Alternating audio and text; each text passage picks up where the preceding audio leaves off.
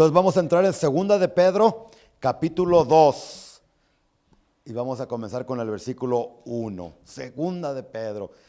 ¿Lo puede creer? Ya llegamos a Segunda de Pedro. Qué tremendo. Dice, ¿verdad?, la palabra del Señor de la siguiente manera: Simón Pedro, siervo y apóstol de Jesucristo, a los que habéis alcanzado por la justicia de nuestro Dios y Salvador Jesucristo, una fe igualmente preciosa que la nuestra.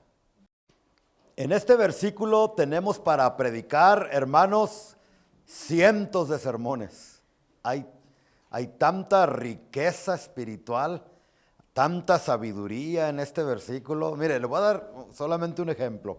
El Espíritu Santo inspiró la palabra, ¿sí o no? Amén. Y le voy a dar un ejemplo de cómo si quisiéramos predicar cientos de sermones en este solo versículo. Mire, un ejemplo. Pedro, inspirado por el Espíritu Santo, ¿cómo se presenta? ¿Como quién? Pero se introduce como Simón Pedro, no como Pedro. Acuérdense que Jesús le había cambiado su nombre. Él era Simón antes de conocer a Jesús, y después Cristo le cambia su nombre a Pedro. ¿Se recuerdan?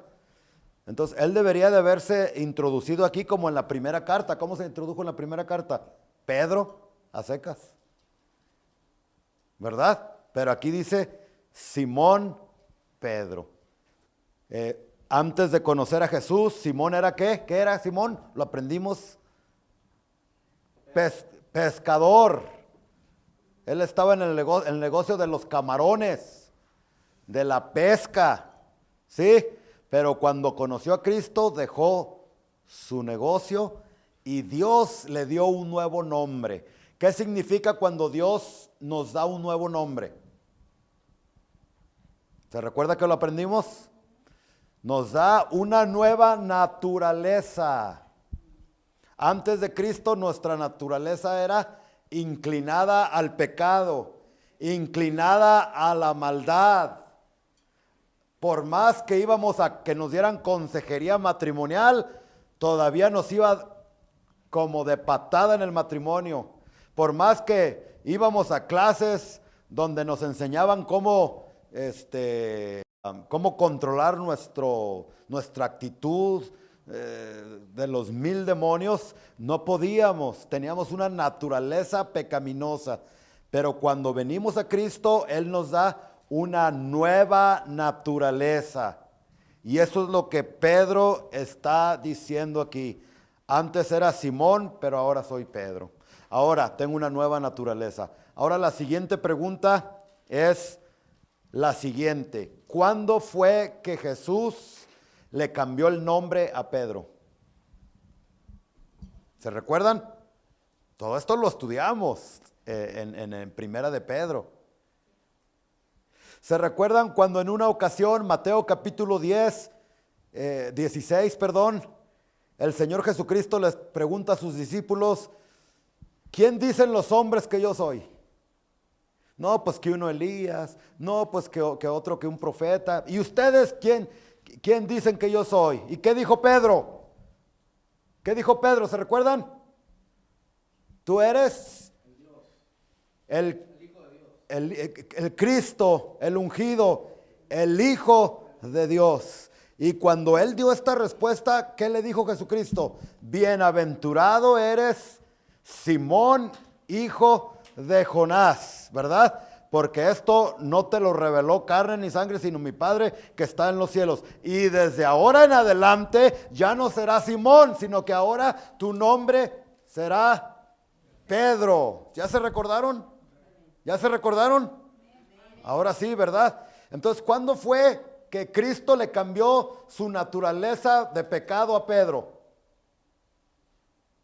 Cuando él reconoció quién era Jesucristo. Cuando él entendió y le fue revelado de arriba que Jesucristo no era un hombre común y corriente, que Jesucristo no era solamente un buen maestro, Que Jesucristo no era solamente un profeta que todos admiraban, sino que Jesucristo era el Cristo, el ungido, el Hijo del Dios viviente. ¿Cuándo es? Quizás le estoy hablando a alguna persona que yo sé que has venido a la iglesia ya por mucho tiempo, pero todavía le batallas tienes un genio, tienes eres bien enojado, dicen los de Guatemala. Nosotros en México decimos bien enojón. Eres un enojado, tienes una actitud de los 1000 demonios. Ya no te soporta tu esposa, ya no te soporta tu esposo, ni tú mismo te soportas, ¿verdad? Y ya no hayas qué hacer. Pedro así estaba. ¿Cuándo fue que Cristo le cambió su carácter y su naturaleza? Cuando reconoció quién era Jesús, cuando tuvo un encuentro con Jesús. Y no hay de otra. Si tú has venido a la iglesia, pero no han habido cambios en tu vida, es porque no has tenido un encuentro real y genuino con Jesucristo. No te ha cambiado tu nombre, porque si te lo hubiera cambiado, ya fueras una persona diferente. No estoy diciendo que vas a cambiar de la noche a la mañana, pero mijito, ya van 7, 8, 9, 10 años de cristiano y sigues igual o peor. O si no, pregúntale a tu esposa para que veas que no estoy mintiendo. O a tu esposo.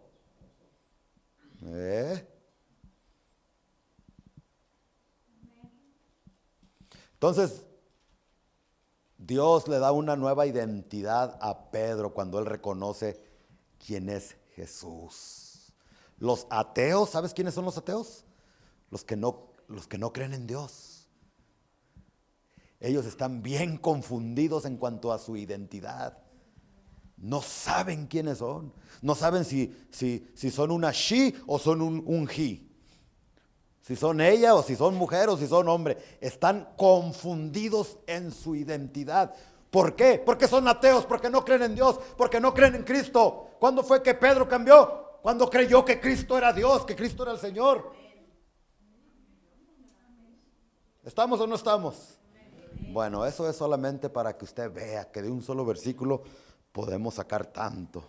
Después dice Simón Pedro, siervo. ¿Qué quiere decir siervo? En el original griego, la palabra siervo se escucha muy bonito aquí, ¿no? Pero en el original es esclavo. Pedro decía que él era esclavo de Jesucristo.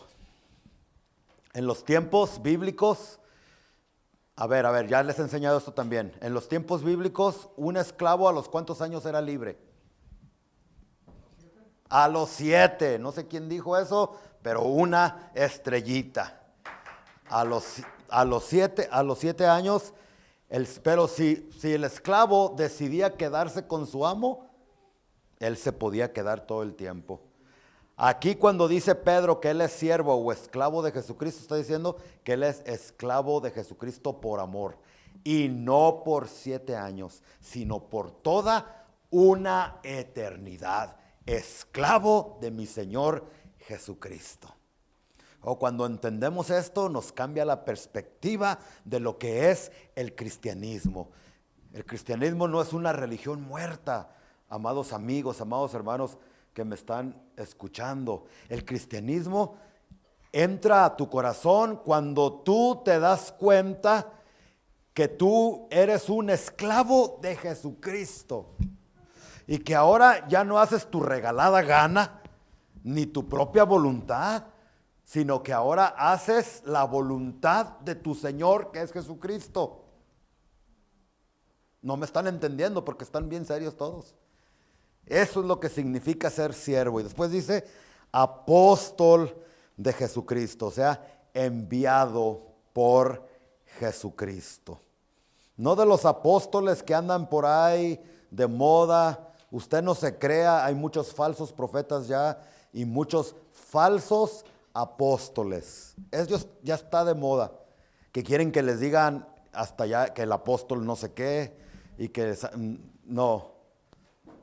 Hay que tener mucho cuidado. Entonces Simón Pedro, siervo y apóstol de Jesucristo, otra vez dice, a los que habéis alcanzado por la justicia de nuestro Dios y Salvador Jesucristo.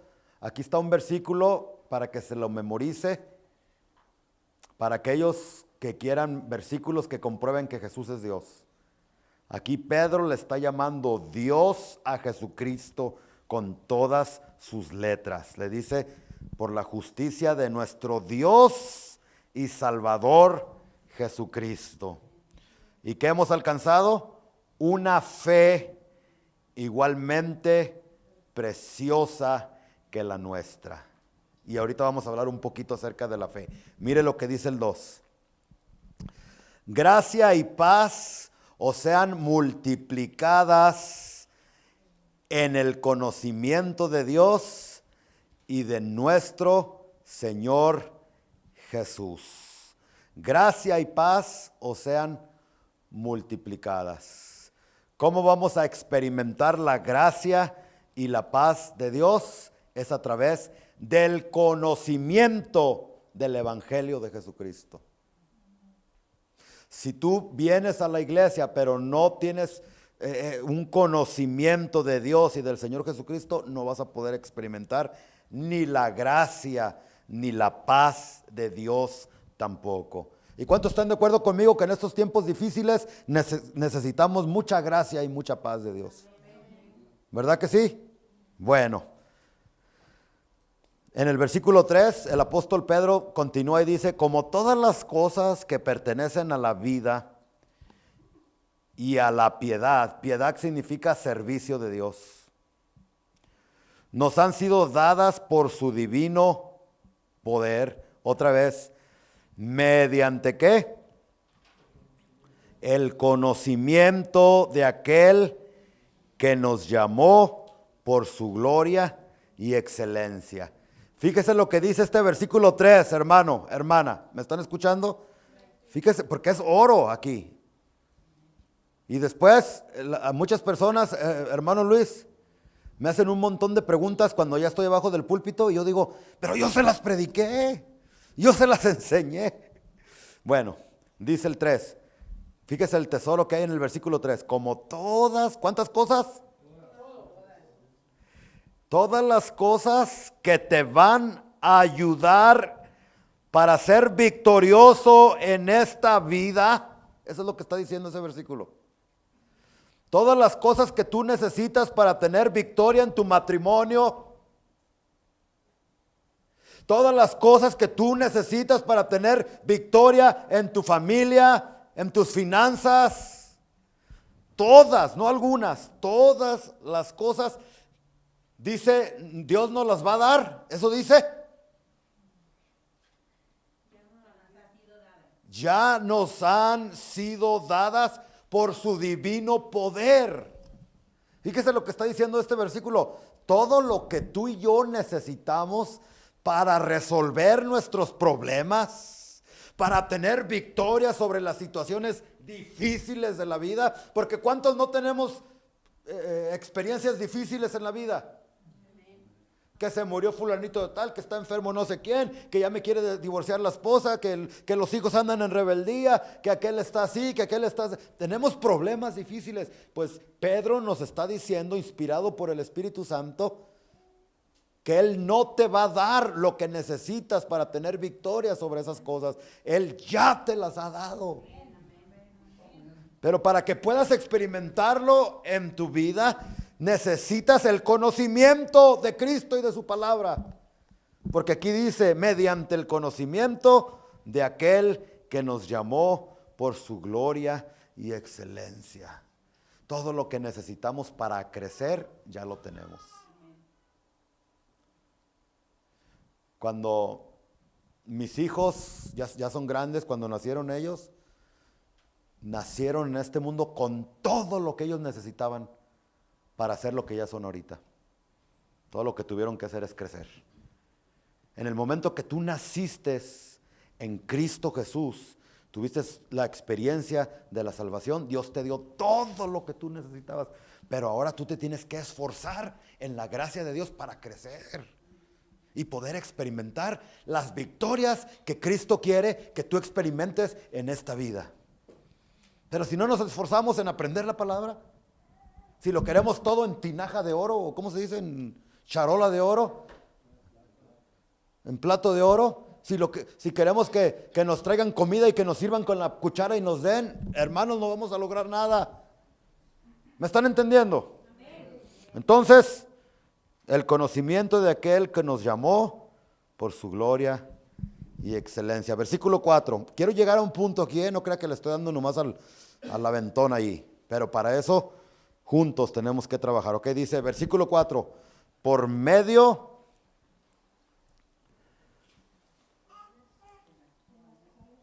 de las cuales nos ha dado preciosas y grandísimas promesas. La Biblia está llena de promesas. Promesas de vida, promesas de salud, promesas de bendición. Todo lo que tienes que hacer es leer la Biblia y reclamar esa promesa para tu vida en el nombre de Jesús. Entonces dice, las cuales nos ha dado preciosas y grandísimas promesas. ¿Sí escuchó?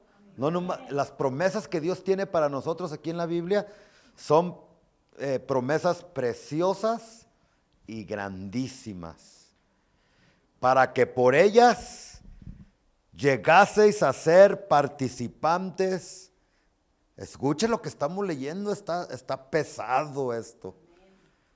Participantes de la naturaleza divina. ¿Se fija?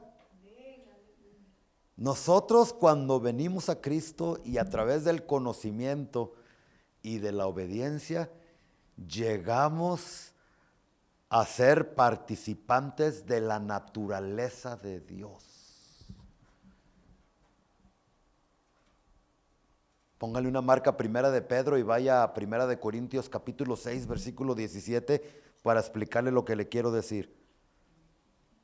Primera de Corintios 6, 17. Alguien que lo tenga, léamelo. Pero el que se une al Señor, un espíritu es con él. Participantes de su misma naturaleza. Cuando tú vienes a Cristo, te conviertes en un espíritu con Él. O sea, el Espíritu de Dios viene a tu espíritu y ya no es el espíritu de Liz, el espíritu de Yadán, el espíritu de Rubén y el espíritu de Dios. No, el espíritu de Dios y el espíritu de Rubén se hacen un solo espíritu.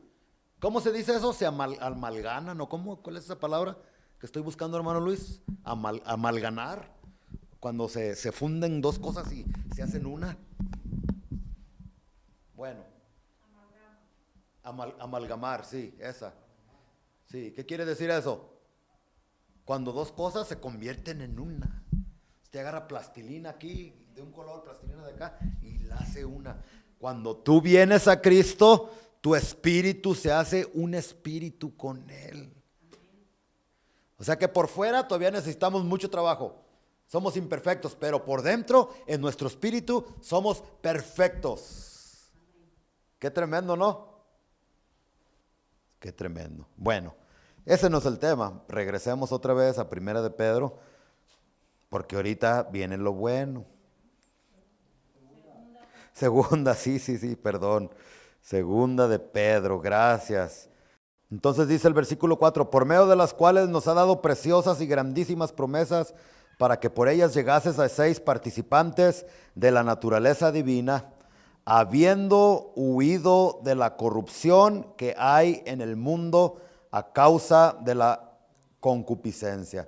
Entonces, después de hablarnos de lo que Cristo, de lo que Cristo hizo con nosotros, cómo nos cambió nuestra naturaleza, cómo nos salvó, cómo somos participantes de la naturaleza divina, cómo todos somos partícipes de una misma fe.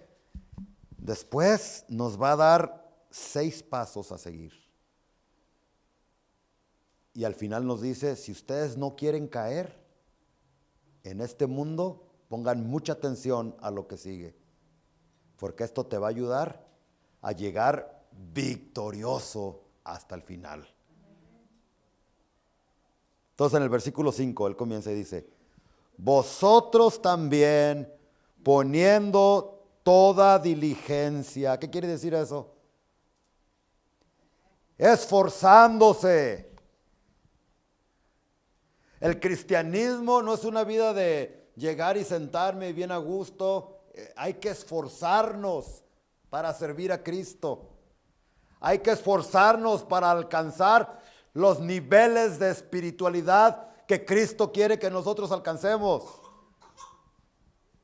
Eso es lo que significa el versículo 5, donde dice poniendo toda diligencia.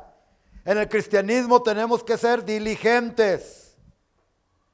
Entonces él continúa y dice: por esto mismo añadid a vuestra fe virtud. Y ahí vamos a empezar a estudiar todo en lo que nos tenemos que esforzar para agradar a Cristo, para agradar a Dios. Amén. En primer lugar vamos a definir lo que es fe. ¿Qué es fe? ¿Alguno de aquí? Amén. En otras palabras, sí, así es. Fe es la habilidad que Dios nos da para creer. Amén. Los que no creen es porque no quieren. Porque Dios a todos nos dio la habilidad para creer. ¿Sí? Entonces, por eso, hermano, la razón por qué tú estás aquí, por qué tú quieres servir a Cristo, por qué tú te esfuerzas en venir a la iglesia, es porque tú creíste en Dios. ¿Sí o no? Es porque tú creíste a su palabra. Es porque tú creíste al evangelio. Ahorita pudieras estar haciéndote una carne asada allá con tu familia en tu casa, viendo televisión, no sé, acostado, haciendo otra cosa, pero estás aquí en este lugar. ¿Por qué? Porque un día creíste en Jesucristo como tu Señor y como tu Salvador. Amén. Eso es lo que es fe. Pero no es suficiente solamente con creer y tener fe. Digan conmigo, no es suficiente con creer solamente. Hay que accionar.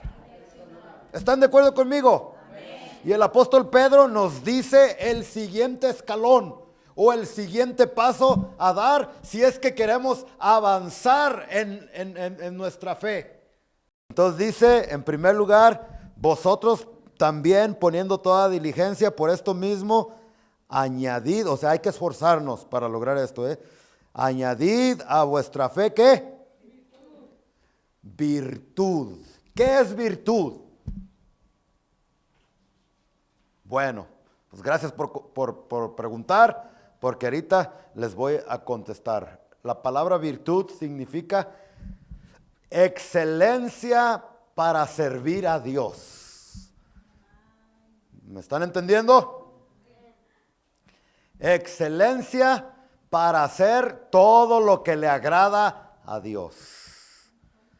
Entonces, ¿cuántos de aquí tienen fe? Mucho gusto, también los demonios tienen fe. También los demonios creen y tiemblan, dice la Biblia. Pero no solamente creer, hay que actuar. ¿Qué es la segunda cosa que el Espíritu Santo nos dice a través de la pluma de Pedro aquí que tenemos que añadir a nuestra fe? Excelencia a nuestro servicio a Cristo. Y para servirle con excelencia a su majestad, para servirle con excelencia al Rey de Reyes y Señor de Señores, hay que quitar todo lo que a Él no le gusta de nuestra vida. Amén. ¿Sí me está entendiendo? Amén. En el Antiguo Testamento decía que ninguna persona con ningún defecto podía entrar al lugar santísimo para servir al Altísimo, a Cristo. Y ahí empieza a dar nombres. Dice, los que estén tuertos ni se les ocurra venir a servirme, dice Dios. ¿Se han leído? Los que tengan nube en los ojos, que están ahí medio ciegos, no pueden. Los que están cojos, los que están mochos, los que tienen cualquier defecto en su cuerpo, no pueden entrar a servir a Dios porque estamos sirviendo nada menos que al Rey de Reyes y Señor de Señores, y Él exige y pide excelencia de nosotros. Ahora ya no es así, gracias a Dios por Cristo que vino, ¿verdad? En el Antiguo Testamento era de esa manera porque Cristo todavía no estaba, ¿sí? Pero ahora que vino Cristo, ahora los ciegos, los cojos y con cualquier defecto que tú tengas, puedes venir a los pies de Cristo y Él no te va a rechazar. Él te va a aceptar, Él te va a perdonar, amén. Él te va a cuidar, Él te va a guardar, Él te va a amar. Porque Él no hace acepción de personas. Ahora en el Nuevo Testamento eso simboliza el pecado en nuestra vida. ¿Sí me está entendiendo? Si tú quieres servir a Cristo con excelencia, tienes que deshacerte de esos pecados, esos deseos pecaminosos que tienes en tu vida porque no le agradan a Dios y porque te están estorbando para servir a Cristo. Te están estorbando para que no avances hacia la meta que Cristo ha puesto delante de ti. También calladitos, también calladitos. Dígame si está entendiendo en esta noche. Entonces, eso es lo que significa añadir, ¿qué? Virtud a nuestra fe. Quitar el pecado. Pero ahí no termina. Fíjese, el primer escalón es la fe. El segundo escalón es la virtud, ¿sí? Quitar todo lo que nos estorba para servir a nuestro Rey con excelencia. Y yo te quiero preguntar antes de avanzar, ¿qué es lo que te estorba a ti para servir a tu Rey con excelencia? ¿Qué es lo que te estorba? No me lo digas, pero piénsalo en tu corazón. Y en un ratito más vamos a abrir el altar para que pase adelante y para que le entregues esos estorbos y le digas, Señor, es una vergüenza que ya va a terminar este año y yo sigo igual o peor. Todo lo que te estorbe, entregue. ¿Qué te estorba, mi hermano? ¿Ya identificaste lo que te estorba? Entrégaselo al Señor. Para algunos de ustedes es decimos en México, la flojera, la pereza que no te deja. Y por eso no puedes servir a Cristo con excelencia. No tienes esa virtud. Bueno, que el Espíritu Santo ponga en tu corazón lo que es. ¿Está bien? Añadid a vuestra fe virtud, y a la virtud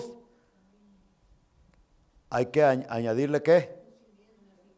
Leímos en los primeros versículos que es a través del conocimiento de su evangelio que tú y yo vamos a poder experimentar la gracia y la paz de Dios.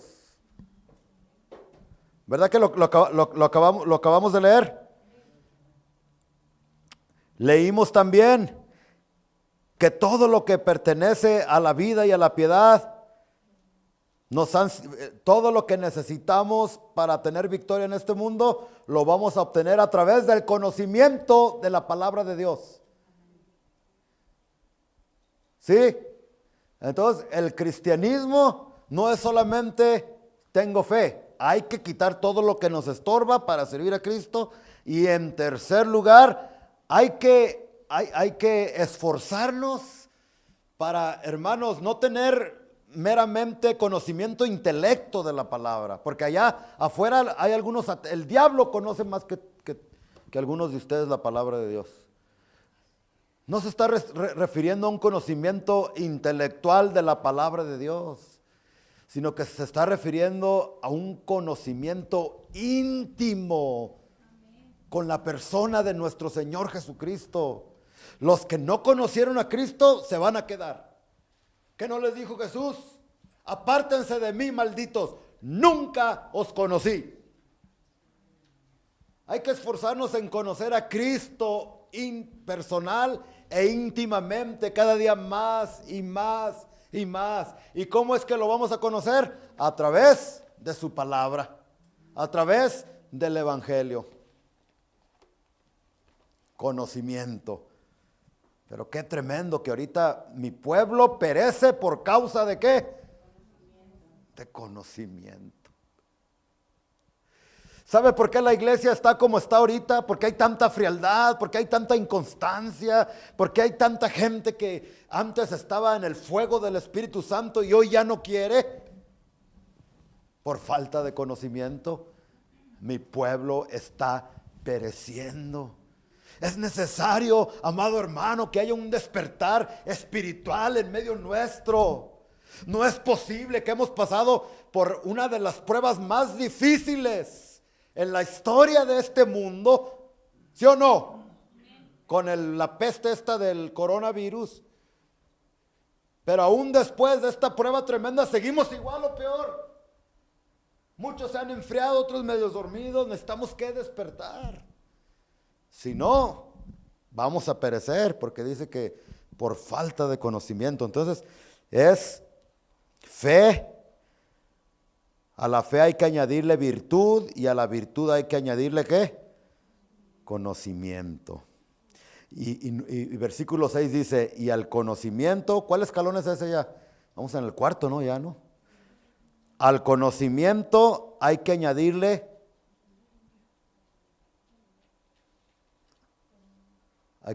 ¿qué? Dominio propio.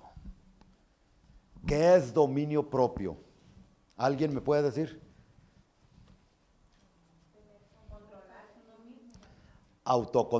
Autocontrol. Ya no eres tú controlado por tus emociones, porque hay personas tan emocionalistas, ¿las ha conocido usted? Un día pueden estar bien contentos, cantando y alegres. Y en una iglesia yo veía una hermana que cuando andaba de buenas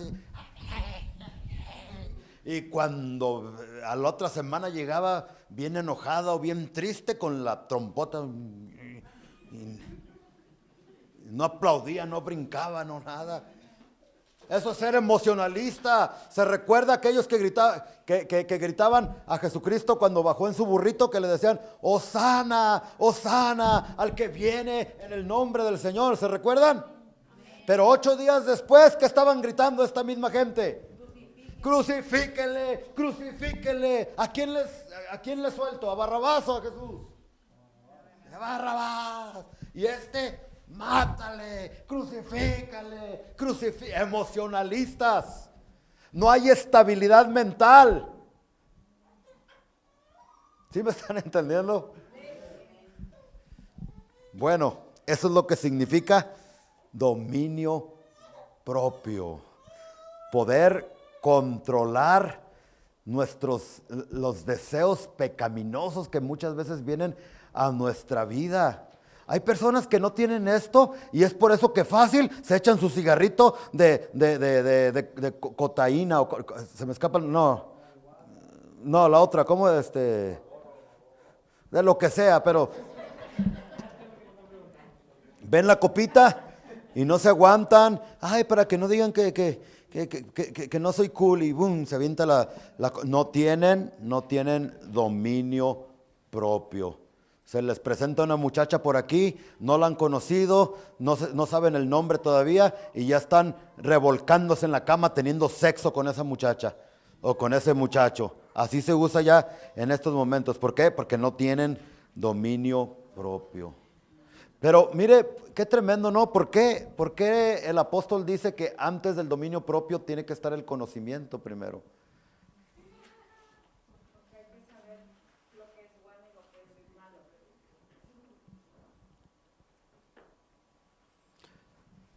Si tú no te cuidas y tienes conocimiento, ese conocimiento se te puede convertir en orgullo. Y ese orgullo te puede llevar al pecado y hasta la misma muerte. Y aún hasta la perdición, la pérdida de tu salvación también. Había un hermano por allí que empezó a estudiar la Biblia, escúcheme. Y llega y dice, pastor, ¿sabe qué?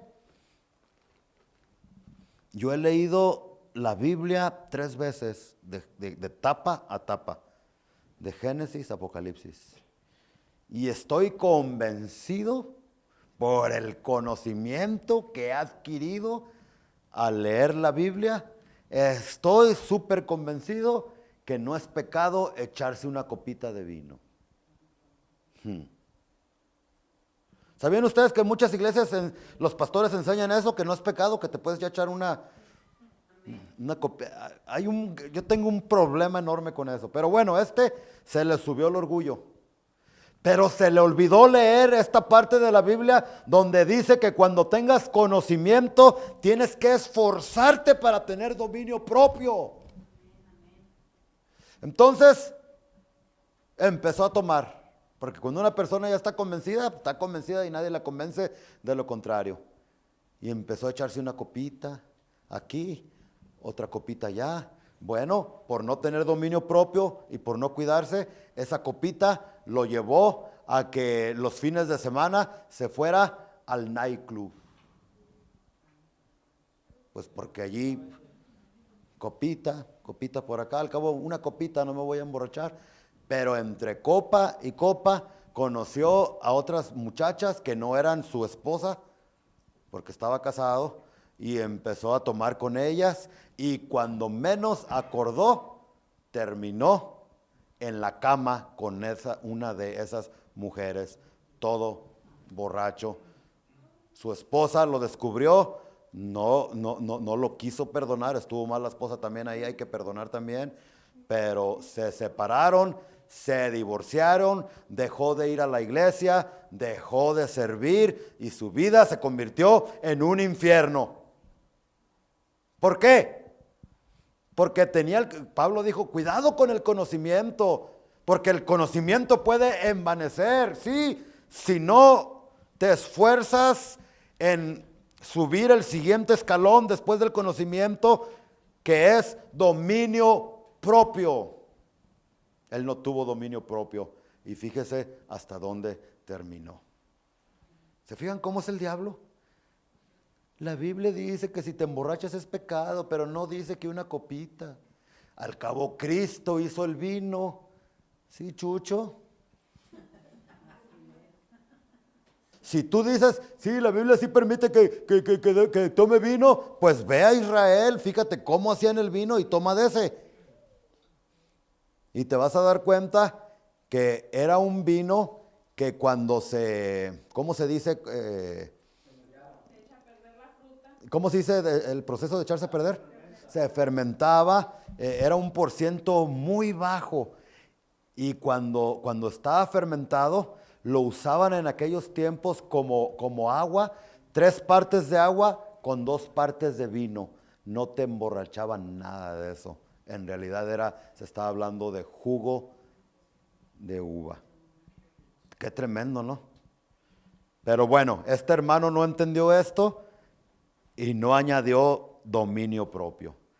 Pero fíjese el siguiente escalón, ya vamos a terminar con los escalones. Después del dominio propio dice, hay que añadirle, ¿qué? Paciencia. ¿De qué te sirve conocer la palabra? ¿De qué te sirve tener fe si no tienes paciencia? ¿De qué te sirve? Ahora, ¿qué es paciencia, hermanos? ¿Qué es paciencia? La habilidad que Dios nos da para esperar el tiempo perfecto de Él, pero escuche, con una actitud de agradecimiento a Dios. Eso es paciencia, Señor. Señor, ya tengo 2 años que te estoy pidiendo una casa, que te estoy pidiendo un novio, ya van 3 años y todavía no me contestas, una novia, etcétera, etcétera, pero con mucha alegría te doy gracias, Señor, porque si todavía no me has traído a ese sombrerudo, a ese muchacho, a esa muchacha, es porque todavía no es tu tiempo. Si todavía no me has dado ese trabajo, esa casa, lo que te he estado pidiendo, es porque no me conviene, Señor, y yo te doy mucha alegría, te doy muchas gracias y voy a esperar a tu tiempo perfecto. Cuando tú quieras, Señor, yo lo recibo. Qué diferente, ¿no? Pero hay personas que yo he escuchado, usted también las ha escuchado, ¿no? Que dicen, mira, yo soy bien paciente, yo le aguanto a este desgraciado, hablando de su esposo, ¿no? Mujeres que dicen, yo le aguanto a este hasta 6, 7, 8, 9, 10 meses. Lo aguanto, pero cuando ya no puedo más, entonces sí exploto. Pero para que explote yo puedo durar hasta un año. Eso no es paciencia. Eso es amargura y ese es un problema de enojo y de violencia que tú tienes y que tienes que pedirle ayuda al Espíritu Santo a que te ayude. ¿Sí? Porque es como una olla de esas de presión que ahí está. Y aunque no digas nada, aunque estés bien calladito, ¿ha conocido usted personas así? Eso no es nada de paciencia. Paciencia es esperar con una actitud de agradecimiento, que no sea cuando yo quiera, Señor, sino cuando tú quieras. ¿Escuchó, mujer? Que ¿cuánto tiempo te tengo diciendo que me arregles el zinc y no me lo arreglas? Viejo inservible y bueno para nada. Eso no es paciencia. Después de la paciencia hay que añadir ¿qué? Piedad. ¿Qué significa eso de piedad? Ivette. I keep saying Ivette. Imelda, que las dos empiezan con la I. ¿Qué significa piedad, Imelda? ¿Qué significa piedad alguien aquí? ¿Se recuerdan? Hay que servir a Dios. Eso significa piedad. ¿Y qué significa eso? Venir a la iglesia, no a tiempo, sino una hora antes para venir y buscar a Dios aquí de rodillas. Servir a Dios cuando no hay servicio aquí, me voy con la comadre, me voy al swap meet, me voy al mercado a predicar lo que he aprendido.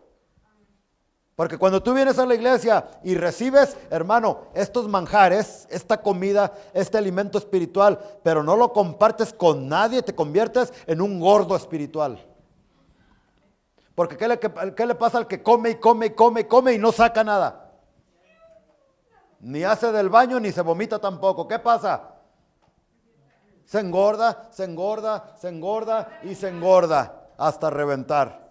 Y se enferma y le viene diabetes y le viene este problema y este otro problema en las articulaciones, etc. Lo mismo en lo espiritual.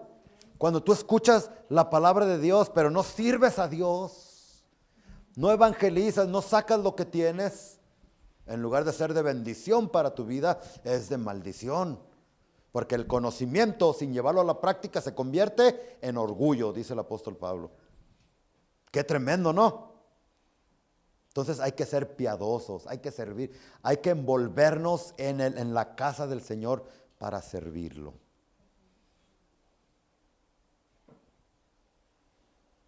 Amén. Bueno, ya vamos a terminar el versículo 7.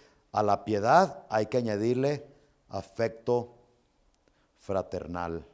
Y al afecto fraternal, amor. Hay que estimar a los hermanos en Cristo. A los que están en Cristo. Y sobre todo, amar a todos por igual. Entonces, eso es lo que significa piedad, afecto fraternal. Amar a los hermanos. Y amor, o sea, amarnos todos, sin acepción. Estos son ¿cuántos escalones son? ¿Los contó? ¿Son 6 o 7? Sean los escalones que sean, hay que procurar subir esos escalones. No hay que quedarnos estancados en la fe solamente. Porque fíjese lo que sigue diciendo el versículo 8. ¿Están listos? Dice, porque si estas cosas están en vosotros y abundan, no os dejarán estar ociosos. ¿Qué quiere decir ociosos? Sin hacer nada, ni sin fruto en cuanto al conocimiento de nuestro Señor Jesucristo. Versículo 9 dice, pero el que no tiene estas cosas, el que se queda solamente, soy cristiano y ya. Que piensa que ser cristiano es nomás aceptar, levantar la mano y decir, te acepto Jesús como mi Señor y mi Salvador, y ya regresarte a las borracheras, a lo que hacías antes. Y no, dice, el que no tiene estas cosas, escuche, dice que está miope. ¿Saber lo que es ser miope? Cuando tienes Mamá Cheva, ¿qué es ser miope? ¿Qué significa ser miope? Cuando tiene la vista corta, ¿no? Eso es ser miope, ¿verdad que sí?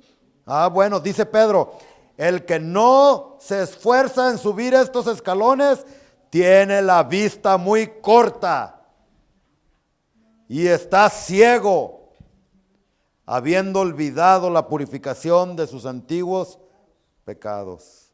Por lo cual, versículo 10, hermanos, tanto más procurad hacer firme vuestra vocación y vuestra elección, porque haciendo estas cosas, ¿qué?